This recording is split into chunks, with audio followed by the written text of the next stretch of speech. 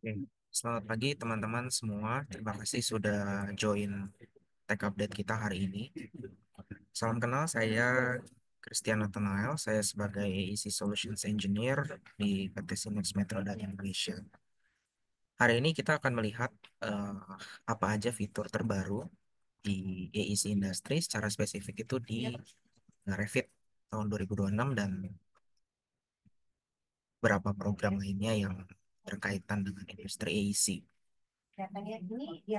Sebelum kita mulai, jadi kita di Autodesk itu eh, memang ada cukup banyak development. Ya, karena dari itu segala presentasi yang kita bikin hari ini itu bisa dipakai dan kemungkinan bisa berubah di masa depan. Jadi kita bisa eh, mungkin lihat saja presentasi ini sebagai update dari apa yang kita punya sekarang.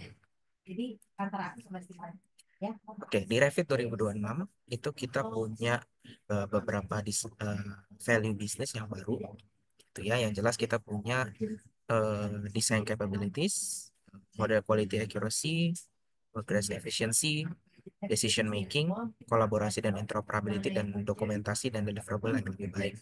Ini semua di package untuk memberikan pengalaman ke user yang lebih mudah dalam penggunaan Autodesk Revit. Kita punya beberapa fitur highlights, jadi ada yang core highlights, tapi ada juga yang nanti mungkin secondary highlights yang sifatnya lebih spesifik per industri. Gitu.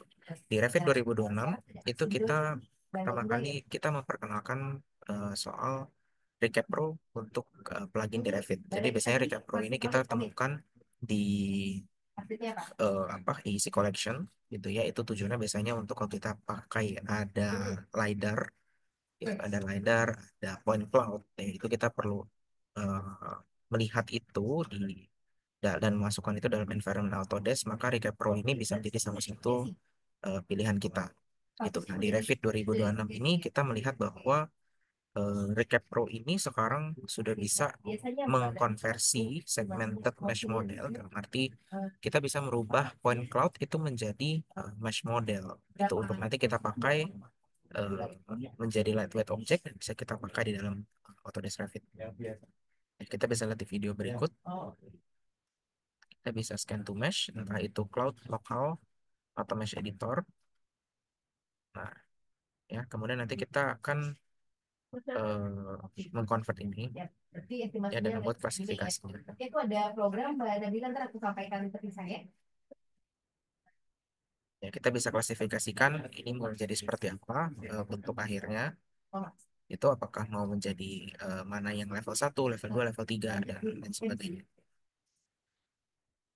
Setelah dari itu kita bisa masukkan itu ke dalam Revit ya, dan dia akan menjadi mesh object gitu ya. Sekian untuk recap Pro dan dengan Revit plugin.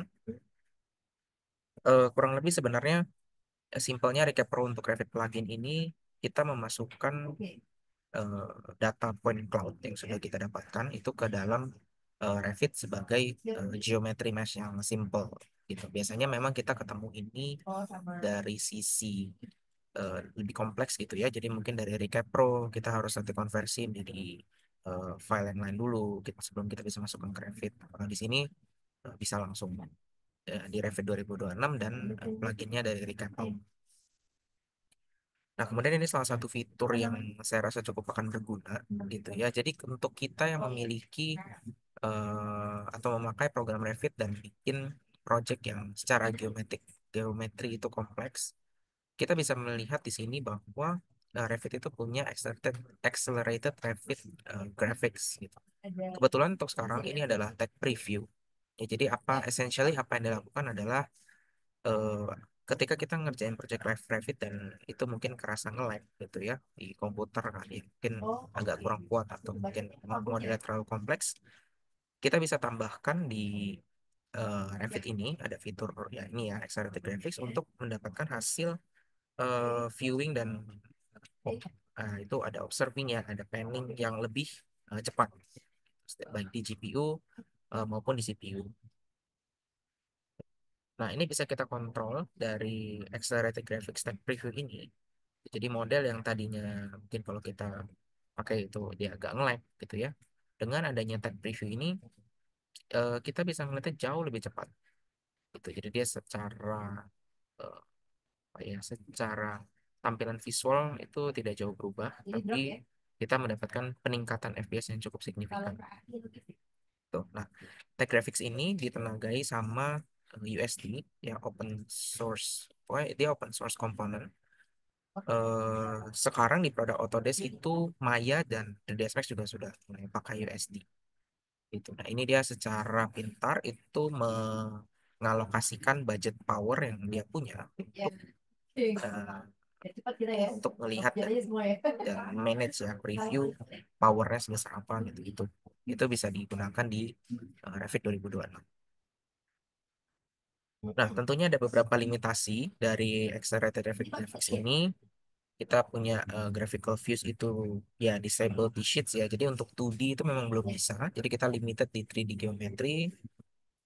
Seperti itu, coordination model dan point cloud itu nggak bisa ke display. Jadi memang tujuannya untuk pengeditan file internal. Kayak misalkan kita punya mungkin yang paling kepake ya, itu ketika kita misalkan kan kalau udah MIP udah kompleks gitu ya, itu kan sangat memberatkan komputer gitu. Nah, diharapkan dengan adanya Accelerated Traffic Graphics ini itu bisa membantu untuk meringankan.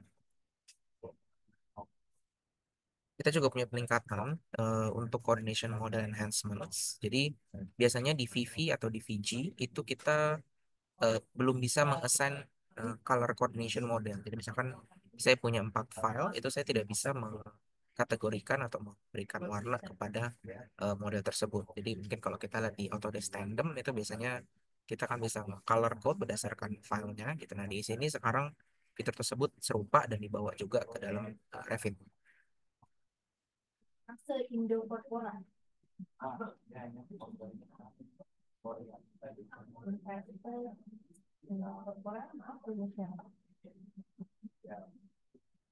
Nah, ini kita bisa setting. Jadi bagian mana yang mau kita override, bagian mana yang mau kita kasih warna custom itu bisa dilakukan di sini. Jadi ini lebih mudah ya kalau ada MVP project kita hanya ingin melihat, kita udah nggak repot-repot terus lihat dari sisi tekstur yang mungkin lebih berat, bisa bisa tinggal pakai sistem ini sekarang. Dan ini hadir di Revit terbaru ya di 2026. Itu mungkin sekedar untuk sekilas overview untuk Revit 2026 secara umum update-nya. Untuk per industri sebenarnya kita juga ada ya. Jadi di Revit 2026 ini kita bisa melakukan sheet positioning secara otomatis gitu. Jadi dulu kalau mungkin kita harus bikin mungkin sekitar 100 sheets yang isinya sama, misalkan floor plan, dana tapak potongan dalam satu kertas gitu ya. Dulu itu kita harus melakukan itu secara repetitif. Jadi per file, per apa per lantai itu kita harus susun satu-satu dan itu mungkin memakan waktu lama. Nah, sekarang di 2026 hal ini sudah tidak perlu dilakukan, sudah bisa diotomasi. Kalau yang auto baru dia. Nah, ini cukup di save position di salah satu eh, ya di salah satu plannya misalkannya yang digunakan. Kita coba ke plan yang lain. Woi, Mbak Fitri. Award udah nggak usah ditanyain baik Nah, gitu. kita otomatis bisa Iya, Mas langsung apply. Patra. Hmm. Semuanya akan ikut. Nah, misalnya kayak gini-gini kita mau ngepasin dia ke ujung gitu ya. Kita coba lihat. Mama. Cara kencana ada? Oh, sama semua. Cek kok. Nah, semuanya langsung update Anda bilang ya? gitu. Iya. Nah, ini Sheets Collection Custom Parameter dan Schedule. Jadi biasanya kita kalau udah Terakhir, masuk ke Sheets Collection itu kayak ya udah nerima aja gitu ya apa yang terjadi di sana. kemarin Kita nggak bisa nambahin parameter-parameter. Nah, di Revit sekarang ini bukan 2016 ya, 2026 itu kita sudah punya custom parameter. Jadi kita bisa custom lah. Ketika di daftar isi biasanya kan suka ditanya ya itu sheetsnya apa, permit date, submission number dan yang lainnya. Itu mungkin kita kalau dulu harus ke program lain. Nah, kalau di sini sekarang kita bisa langsung di-apply di Revit-nya. Ini buat nambahin part lain juga. Tapi ya, Schedule enhancement juga bisa. Jadi tentunya dengan kita punya yang tadi custom parameter dan schedule, itu kita juga punya tentu aja list schedule enhancement-nya juga ditingkatkan. Gitu. Jadi kita bisa kan ini tampil ya. Dia bisa custom si header tampilnya, bisa custom ini itu, terus semua bisa dilakukan di Revit 2026. Untuk title block biasanya kita harus eh, ngedit itu dari family-nya gitu ya, family title block-nya. Tapi untuk sekarang di Revit 2026 ini sekarang bisa kita lakukan langsung di dalam filenya. Jadi tidak perlu ngedit dari ngebuka si family family product filenya gitu. Ya, ini harusnya bisa lebih mudah dan lebih cepat. Untuk view reference ini kita punya tambahan fitur juga gitu. Jadi nah ini seperti di video misalkan kita lihat, jadi dia bisa melakukan view reference berdasarkan kategori yang kita tentukan. Jadi misalkan mau dikasih reference labelnya apa, nanti kita bisa setting. Misalkan saya mau ini reference label sebagai tangga gitu. Dulu ini tidak bisa dilakukan karena view reference itu cuma sekedar halaman dan sheets-nya doang gitu. Tapi kalau sekarang kita bisa jabarkan berdasarkan fungsi.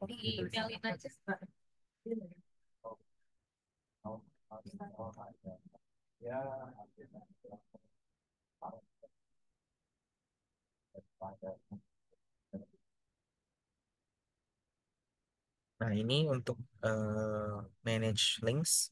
Ya, jadi kalau dulu kita begitu buka Revit itu tuh kayak kalau kita punya banyak links ya, itu kayak pasar kacau gitu.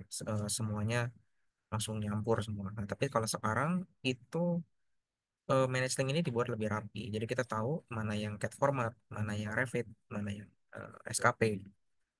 Ini lebih ke arah merapikan aja sih, merapikan eh, si area manage linknya, terutama kalau model kita udah kompleks.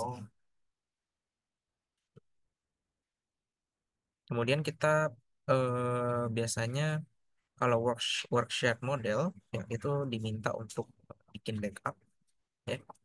Sekarang di Revit ini kita bisa bikin atau memutuskan untuk tidak bikin backup folder untuk file yang berupa links. IFC enhancement juga ada, jadi ini sebenarnya lebih ke arah si sistem IFC-nya.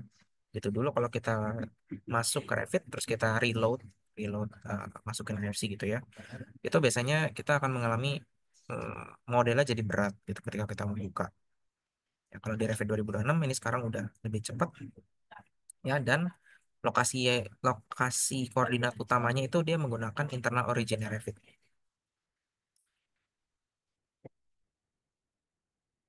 Ini untuk computational design dan generative design. Jadi buat teman-teman yang sering pakai eh, buat teman-teman yang sering pakai apa computational thinking dalam melakukan proses modeling, itu bisa menggunakan Dynamo 341. Ini sudah built-in sama Revit Civil 3D sebenarnya. Itu jadi segala rilis kita yang 2026 itu semua udah pakai Dynamo 341. Nah, di sini kita ada banyak mesh package ya. Jadi di sini ada beberapa paket ya, ada mesh toolkit, tune-up dan Python 3. Baru-baru ini kita kebetulan ada juga yang kalau kita mungkin di Grasshopper itu kita ketemu namanya eh, Graph Mapper. Nah, Graph Mapper ini baru di Dynamo. Nah, jadi sekarang udah ada dan itu bisa diakses di Dynamo 341. Data exchange ini mungkin kepakai kalau misalkan kita harus melakukan beberapa eh, interconnection ya, antar software, entah itu Autodesk atau non Autodesk. Sekarang update-nya kalau di Revit itu adalah kita bisa lebih ke arah mengkoneksikan si data konektor ini dengan origin atau base point dari si Revit punya gitu. Jadi kita lebih bisa kontrol placement filenya mau di mana. Lalu di 2026 kita juga memperkenalkan ada Power BI Connector. Power BI Connector ini kita bisa akses. Jadi kita nanti tinggal buka Power BI. Di Power BI nanti kita tinggal cari eh, Autodesk Data Exchange. Nah, itu nanti kita bisa load, tinggal sign in, kemudian kita bisa masukkan model Revit kita untuk di view di dalam Power BI untuk dilihat visualisasi datanya. Nah, contohnya seperti ini. Ya, jadi ini kalau dulu mungkin kita hanya bisa achieve ini di melalui Construction Cloud gitu. Tapi kalau sekarang kita bisa masukkan ini ke dalam di Revit dan Power BI langsung, lengkap dengan segala perintilan yang kita misalkan mau lihat gitu.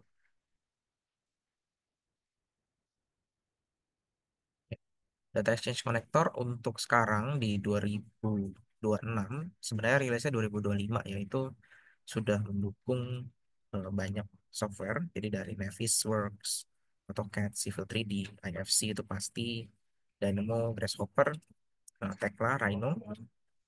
Ya, dan yang baru itu adalah Docs, Power BI, dan Power Automate. Biasa dilibatin bang. Kita bisa bikin classification number di Revit. Jadi kalau dulu mungkin kita terpaksa harus pakai yang SI, standar internasional, eh, ya mungkin pakai Omniclass atau pakai yang lainnya gitu ya. Kalau sekarang kita bisa menggunakan classification yang generic, jadi tidak harus pakai punya Omniclass. Kita nanti bisa define sendiri karena memang setiap eh, firma BIM itu bisa beda-beda ya permintaan klasifikasinya. Ya nggak mau. Ini untuk user profile. Kalau pertama kali launch di instalasi gitu, eh, ya ini update tambahan aja ya untuk yang pembuat atau user yang baru. Nah, biasanya kita kalau di Revit itu suka ada beberapa option bar yang ada di bawah nih yang warna hijau ya. Itu kadang-kadang suka ke skip sama orang-orang gitu. Nah, sekarang di 2026 ini sudah diganti masuknya ke ribbon supaya kita juga tahu gitu ya. Ini ngeditnya ngeditnya di sini gitu lokasinya. Dan ini lebih secara visual mungkin lebih pleasing, lebih lebih enak untuk dilihat gitu karena lebih besar, lebih cepat juga kita melihat. Sama seperti wall functionalities juga ada. Ya, kalau wall ini kita ada tambahan modeling yang lebih advance, jadi kita ada bisa nge-square off, ngebat, meter, terutama untuk dinding-dinding yang bersudut.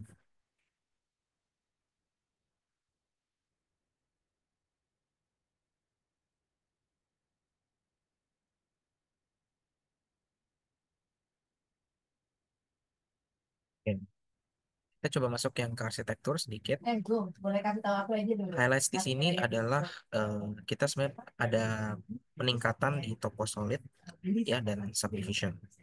Gitu. Jadi kita kalau melihat di sini biasanya topo solid itu hanya menerima subdivision yang ke atas gitu ya untuk 2025.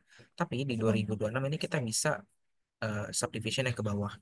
Jadi kalau misalnya kita mau bikin jalur yang dikeruk ya, atau punya galian, itu kita bisa bikin di sini di 2026. Gitu. Subdivision ini juga terbaca sebagai topo solid gitu dan bisa tentunya karena udah topo solid kita bisa eh, ambil semua volume-volume dan datanya gitu. Nah, untuk membuka file yang lama gitu dulu mungkin kita harus manual nge-convert dari topo apa topo surface jadi topo solid. Kalau sekarang udah otomatis. Kalau dulu ada subregion yang legacy yang dari 2025 2024 itu juga otomatis sudah kita otomatis di upgrade. Untuk graded region juga bisa sama, ini lebih ke arah presisinya aja gitu ya. Jadi kok bisa alasan? Kemudian kalau link topografi itu kadang-kadang suka ada mungkin secara presisi dia berkurang. Sih, Kalau sekarang ya. sudah ditingkatkan juga. Oke. Dok, juga. Cut void kalau di topo solid juga ada. Jadi kalau dulu mungkin ya suka bikin crash, suka bikin tidak sukses gitu ya, error. Kalau di sini sekarang sudah eh, ditingkatkan juga. Oke. Slab shape, Oh, oke. ya, ini kita bisa klik di sini, Coba bikin. kita bisa copy paste, terus masukkan ke dalam topo solid. Ya, ya.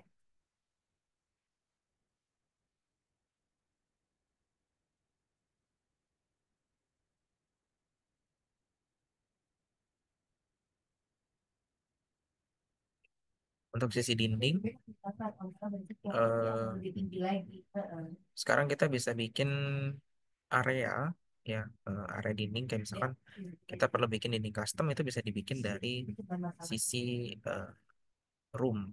Jadi misalkan kita udah punya ruang tertutup, kayak misalkan di kamar mandi, tapi kita mau tambahin dinding lagi, itu kita ada fiturnya, jadi place by room atau place by segment, dia otomatis bisa ngasih dinding dinding Oke, siap. lapisannya. Sama langsung bilang ya bro, kalau misalnya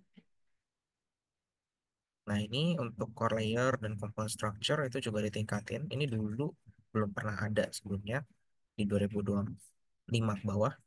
Tapi sekarang kita bisa bikin komponen elemen tanpa core layer gitu. Jadi kalau misalkan dia tidak punya struktur, tidak punya eh, hal-hal yang kayak gitulah ya. Kayak saya cuma dinding seadanya aja, itu kita sekarang bisa bikin di sini.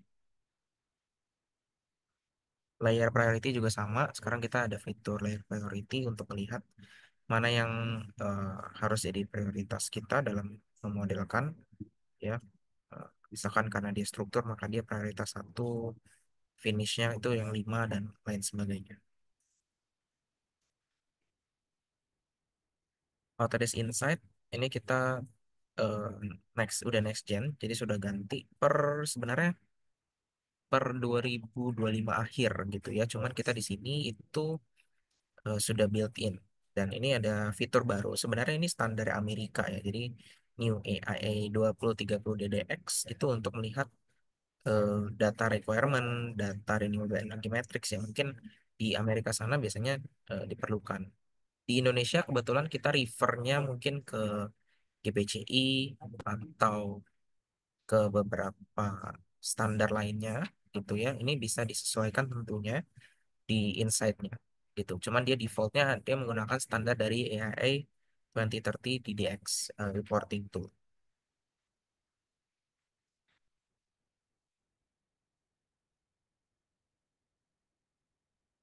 Nah, kita bisa report ke AIA DDX eh, mirip seperti IFCH ya jadinya.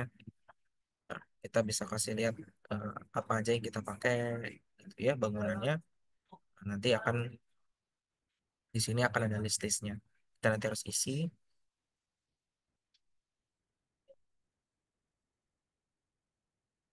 Nah, nanti bisa lihat embodied karbonnya.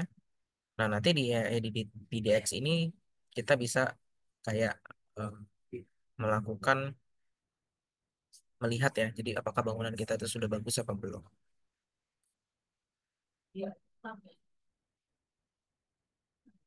GBXML report juga bisa. Ini ada beberapa peningkatannya. Untuk forma, kita sekarang punya tampilan yang lebih intuitif. Ya, kita juga bisa masuk dari si forma dan docs-nya. Jadi kalau dulu mungkin kita terbatas forma ya forma, Revit ya Revit. Kalau sekarang forma itu bisa memasukkan komponen-komponen Revit, proposal, gambar kerja di formanya langsung gitu. Jadi forma tidak jadi pakai buat modeling 3D, tapi bisa juga untuk kita melihat dan presentasi terkait project kita. Twinmotion ini sudah fitur lama sebenarnya, cuman kita sekarang bisa akses ini. Dia lebih user friendly gitu ya, dan ada fitur substitution. Jadi misalkan kita biasanya bikin di Revit itu misalkan kurang high quality gitu, itu kita pengen rubah dia menjadi aset yang lebih high quality, itu bisa dilakukan di dalam Twinmotion. Fitur ini sebenarnya udah ada di tahun 2024 atau 2025, tapi eh, di 2026 ini kebetulan sudah langsung built-in gitu dan bisa dibikin untuk semua model kategori.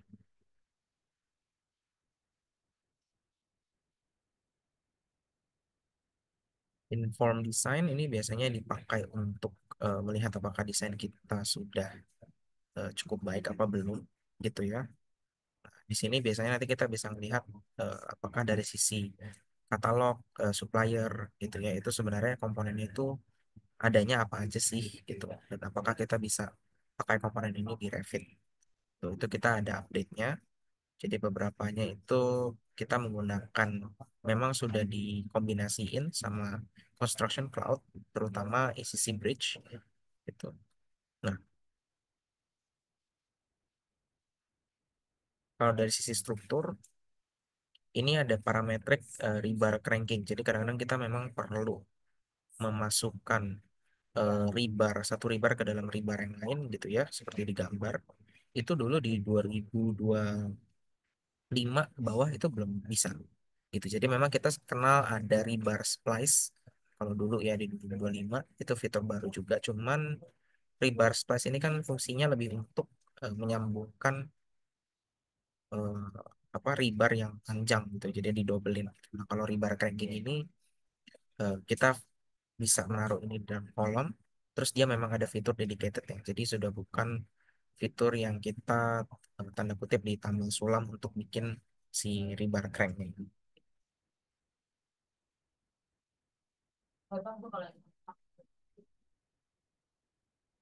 Nah, ini dia ada otomatis, ada fitur, ada tambahannya ya dari si family propertiesnya kita bisa bikin apakah struktur itu memang jadi rebar crank apa bukan.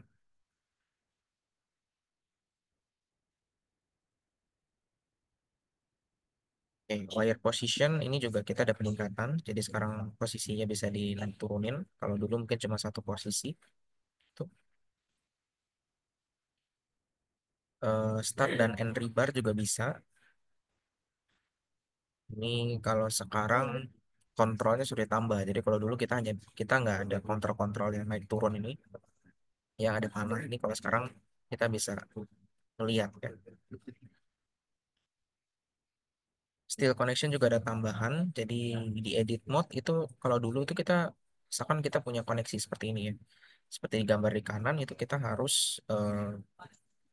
bikin jadi harus diexplode dulu terus baru kita bisa edit. Kalau sekarang kita bisa ngedit si join dari struktur ini tanpa harus nge-explode si koneksinya.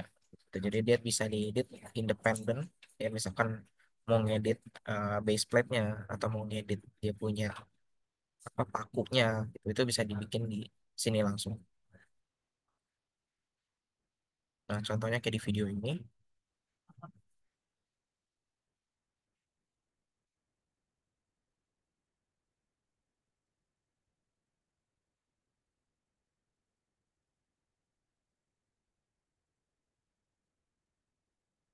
Nah, ini kalau dulu nih seperti ini nih harus di-explode dulu. Jadi kita nggak bisa ngedit satu persatu. Kalau sekarang sudah bisa dan dia sistemnya jadi kayak grup aja gitu. Grup, kita bisa add, bisa remove ya. Kemudian kita tinggal finish. Ya udah dia langsung ke apply. Ini terkait fitur still connection juga. Jadi point to point still modeling itu dulu mungkin awalnya kita mungkin kenalnya namanya propagate rebar ya. Itu kalau nggak salah sudah di tahun 2024 apa 2023 gitu. Nah, kalau di sini sekarang kita bisa jadi kalau dulu propagate itu kan fitur otomasi gitu ya. Otomasi eh, kita punya misalkan katakanlah 10 joinery steel yang kira-kira sama. Revit itu otomatis mengautomasikan proses repetisi yang kita perlu lakukan itu untuk bikin connection model. Tapi fitur connection itu kalau terlalu kompleks itu kadang-kadang suka bikin eh, bill of material atau BOQ quantity take off-nya itu suka jadi ngaco gitu karena ya terlalu banyak terus dia kurang presisi gitu misalkan modelingnya. Untuk di 2026 peningkatan ini sudah ditingkatin jadi dia lebih akurat dan bisa otomatis ngekat kalau memang ada yang perlu dilas, ada yang perlu di meter, ada yang perlu di chamfer itu dia langsung otomatis dibikin.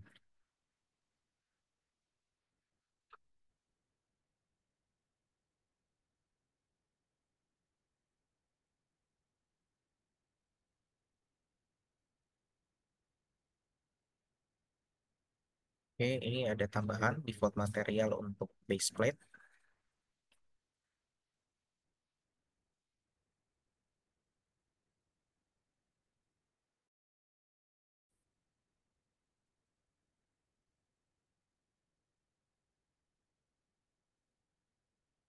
Analytical automation mungkin ini kepake kalau kita perlu nge-explode atau pindah ya ke robot struktural. Jadi biasanya kalau di 2025 ke bawah itu kita udah bikin struktur, itu kita harus bikin atau define sendiri si analytical modelnya gitu. Dulu di tahun 2024 atau 2022 tuh sempat ada fitur untuk automasi ini juga. Cuman memang tidak built-in sama Autodesk-nya. Jadi kita harus ambil dari Dynamo, terus dibikin sendiri. Nah, kalau di 2026 ini semua udah built-in dan udah jadi fitur, ya fitur bawaannya aja gitu.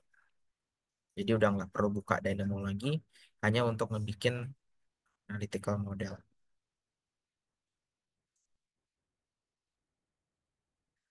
Nah, ini bagian terakhir MEP.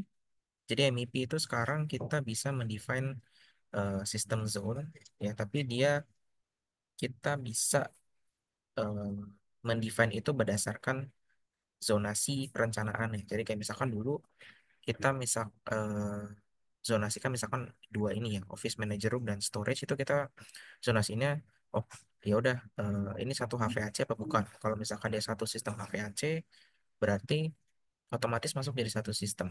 Tapi per 2026 ini kita udah bisa bikin dia berdasarkan space. Jadi kalau misalkan memang dia, katakanlah misalkan daerah basah sama daerah kering, terus AC-nya kan beda-beda itu tipenya. Nah, itu kita bisa define itu dari sisi fungsional di situ. Selain dari sistem zoningnya, ya, jadi dari sketsa bisa, dari space ya, tadi itu ya, dari ruangan itu juga bisa.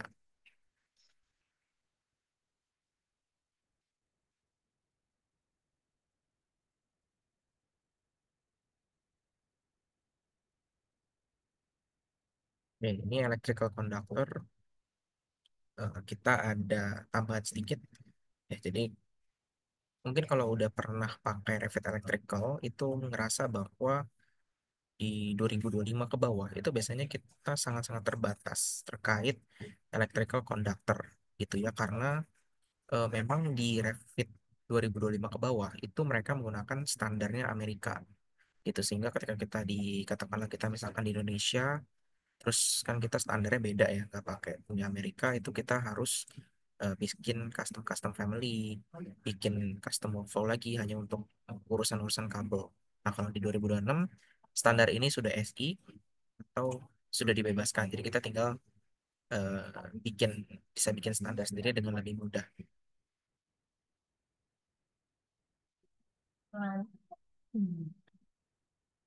Masya Allah, makanya banyak. Udah, sama telepon papa sebentar. Nah, ada yang mau dipikir.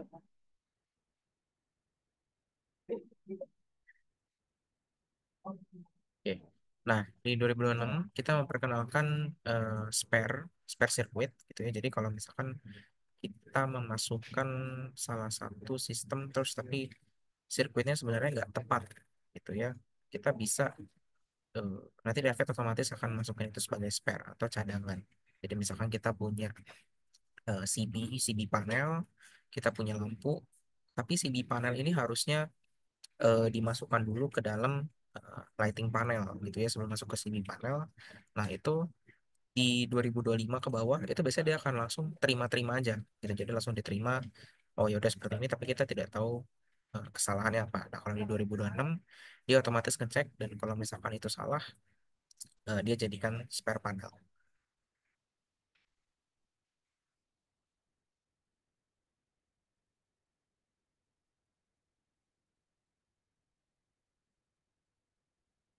Ya, ini display improvement untuk MEP kategori. Jadi memang sekarang kategori MEP ini lebih diperkaya lagi gitu. Jadi kalau dulu mungkin kita cuman kenal MEP terus kayak ya udah, food service, medical equipment, kelima ini hanya dikategorikan sebagai MEP fixture misalkan. Sekarang di 2026 ini semua akan dikategorikan satu persatu gitu. Jadi memang under MEP equipment, tapi MEP equipmentnya itu ada specialized kategori lagi. Jadi ini efeknya apa? Ketika kita mau bikin atau sudah bikin bangunan yang kompleks gitu dengan berbagai fitur, terus kita hanya ingin nge-select atau ngefilter beberapa item doang, itu bisa lebih presisi gitu, karena semua item yang ada di sini tidak terbaca sebagai satu objek MEP fixture, tapi berdasarkan kategorinya.